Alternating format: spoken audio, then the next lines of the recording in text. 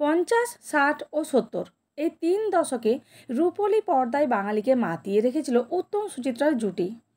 কাজেই বাংলা ছবির ইতিহাসে উত্তম সুচিত্রা জুটির গুরুত্ব নিয়ে আলাদা করে ব্যাখ্যা করার তেমন একটা প্রয়োজন নেই। বলা ভালো, পর্দায় উত্তম কুমার ও সুচিত্রা সেন বাঙালির চিরন্তন রূপকথা। একটা সময় সেই উত্তম কুমারের সঙ্গে কাজ করার কথা ঠিক হয়েছিল সুচিত্রা কন্যা মুনমুনের। এমনকি উত্তম মুনমুন জুটিকে ভেবে চিত্রনাট্য পর্যন্ত তৈরি হয়েছিল।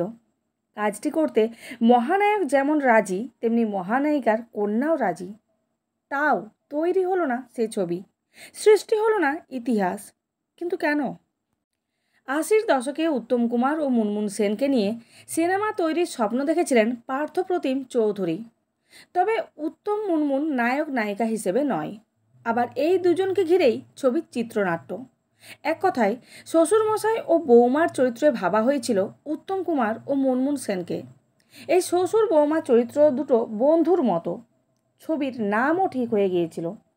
চারিদিকে রব উঠে গিয়েছিল পর্দায় এবার দেখতে পাওয়া যাবে এক নতুন জুটিকে।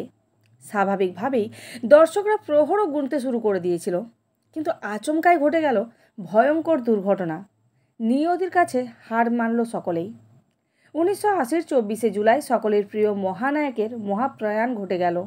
সমস্ত পরিকল্পনা ব্যর্থ হয়ে গেল। তৈরি হলো না উত্তম কুমার ও মুনমুন সেন অভিনীত রাজবধূ সিনেমা। মুনমুন সেনের সঙ্গে পর্দায় দেখা হলো না আর উত্তম কুমারকে। তৈরি হলো না ইতিহাস। যদিও সে সময় মহানায়িকা একেবারেই চাননি মেয়ে অভিনয় করুক, কিন্তু যদি দেখতেন মেয়ে স্ক্রিন শেয়ার করছে তারই প্রিয় উতুর সঙ্গে, তাহলেও কি মন গলতো না মহানায়িকার? উত্তরটা আর জানার অবকাশ দিলেন না মহানায়ক। উত্তম কুমার চলে যাওয়ায় সাময়িকভাবে ছবি তৈরির কাজ বন্ধ থাকলেও কয়েক বছর পর তৈরি হয়েছিল রাজবধূ সিনেমা। আর তাতে উত্তম কুমারের বদলে শ্বশুরমশাইয়ের চরিত্রে অভিনয় করেছিলেন বিখ্যাত অভিনেতা উৎপল দত্ত। শেষমেশ পার্থপ্রতিম চৌধুরীর রাজবধূ সিনেমা রিলিজ করে 1982-তে। ফরিয়াদ ছবিতে সুচিত্রা সেনের বিপরীতে তুখোর ভিলেনের রোল করেছিলেন যে উৎপল দত্ত, সেই উৎপল দত্তই সুচিত্রা সেনের মেয়ের শ্বশুরমশাই হয়ে রাজবধূতে অনবদ্য অভিনয় করেছিলেন। সে সময় সিনেমাটি ভালোই দর্শকদের মন জয় করেছিল। তার কিছু কারণও ছিল। একদিকে সে সময় মহানায়িকা রূপলী পর্দা থেকে সরে গেছেন, আর অন্যদিকে যে সিনেমায় মহানায়ক অভিনয় করতে রাজি হয়েছিলেন সেই সিনেমা কেমন হলো তা দেখার জন্যই ভিড় করেছিল দর্শক।